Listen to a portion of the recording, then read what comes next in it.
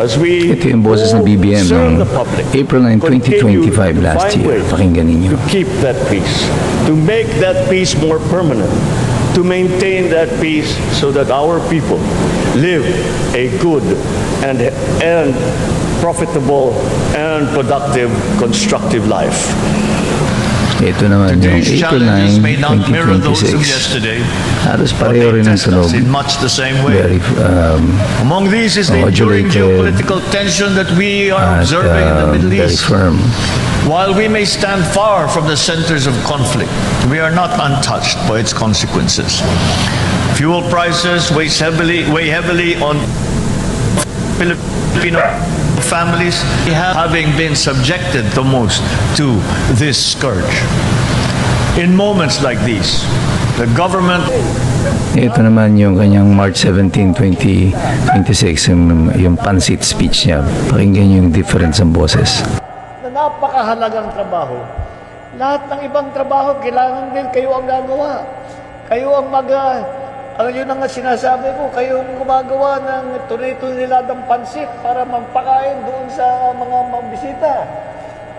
Kayo yung mga nasusugatan na, yung mga daliri sa kakatamtaks doon sa mga...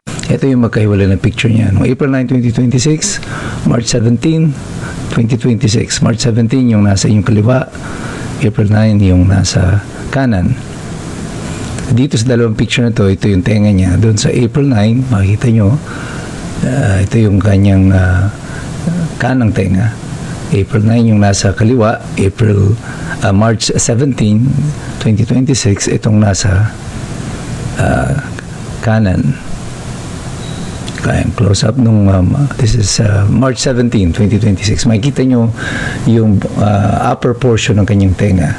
Malalim yung groove. Parang may number reversed na 3 ang pagkakaso ng wangis. Pero dito sa April 9, 2026 na picture niya, kita nyo mas makinis yung upper portion ng kanyang tenga.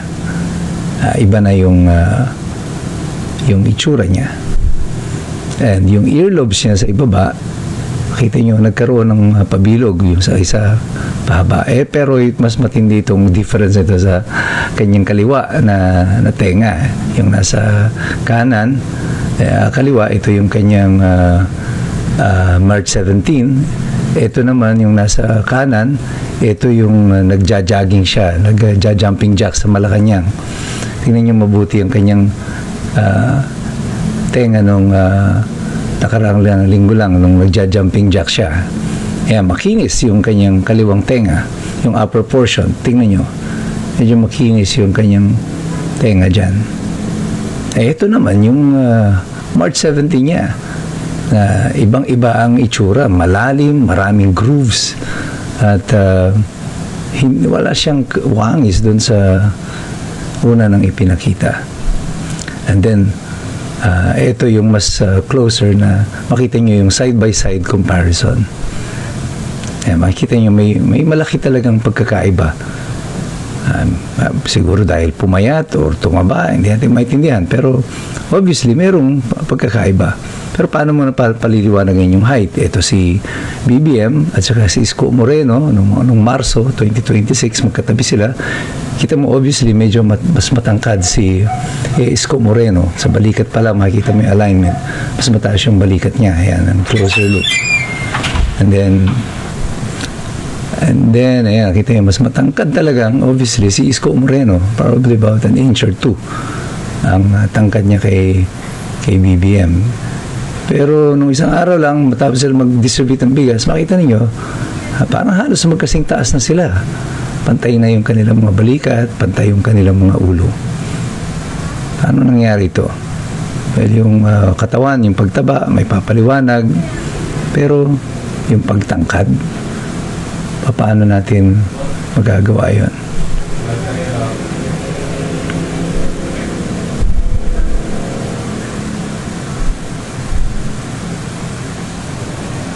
And then another picture, yan, makita nyo, side by side silang dalawa ni BBM. Di ba? Halos pantay na sila dito eh. Nawala na yung height advantage ni Isko Moreno. Ito, si Gadon naman. Makita ninyo na halos magkasing tangkad sila. Si BBM supposedly is I think about mga 5'5". At dito makita nyo yung level ng balikat nila. Halos pantay talaga. Mataas lang ng konti siguro si Marcos dahil nakatingala siya. Pero dito sa April 9, 2026, makita nyo, meron ng height disparity. Nakatingala na sa kanya si Gadon nang siya nakatingin sa kanya. Mas mataas na siya. Kahit na yung tinutuntungan niya dito, ito sa picture na ito, makikita nyo again, mas mataas yung tinutuntungan ni Gadon dyan, pero mas mataas pa rin si BBM sa kanya. Yung balikat nila hindi na pantay. Obviously, mas mataas ang balikat ni Bongbong Marcos dito. At yung postura, paano natin papaliwanag yung postura? Ito yung postura niya ng 2022. Mapansin nyo na, obviously, parang yukos siya, no? Wala pa siyang sakit niyan, supposedly. Pero yung posture niya, ay eto, ganyan. Medyo maigsi yung braso niya, at yan ang postura niya, no? Medyo, alam mo yun, medyo yukos ang tawag, ano? Baluktot yung kanyang, yung katawan. As early as 2022, inauguration nito. Ito yung nagtatatalon siya, nagja-jumping jack sa Malacanang. Kita mo, iba na rin yung kanyang postura dito. Unat na unat yung kanyang katawan. Mas obvious yan nung napansin natin nung siya ay naglalakad na. Wala na yung pagkayukos, diretsong-diretso ang kanyang lakad, at masigla yung kanyang stride. Hindi na yung kagaya nung dati na halos hilahod yung kanyang paa. At iyan nga, ako din mismo, nung una kong nadinig si BBM, o nakita siya nung April 9, yun din ang aking tanong. Sino to? Who are we watching? Bakit magdududa ang mga Pilipino? Well, it's because kadalasan na at these things have happened in the past. Actually, sa panahon nga ni Joe Biden, marami na rin mga conspiracy theories na yan na lumalabas na the person appearing to the public ay hindi na yung totoong Joe Biden, at he has been dead for a while. And ganun din sa panahon ng Ferdinand Marcos Sr., noong pa man, nababalita na yan na mayroong body double. And for security reasons, ang mga presidente sa buong mundo, if there is someone na kamukha nila, usually yan, either it is done with prosthetics, or di kaya prosthetic surgery, o di kaya ay yung mga uso na ngayon kasi yung mga latex na mask, or meron kang kamag-anak na kahawig mo, most likely. And meron nga isang pelikula, you can watch it, hanapin nyo ito, si Kevin Kline yung Dave, search it in YouTube. Doon makikita nyo na siya ay ginamit na body double of a dying president. So, yung mga tao ngayon, mas masusi tayo kasi the technology that is available to us is already there. Pero fact of the matter is, we cannot establish it as a fact at this time kasi wala naman tayong physical access to the president.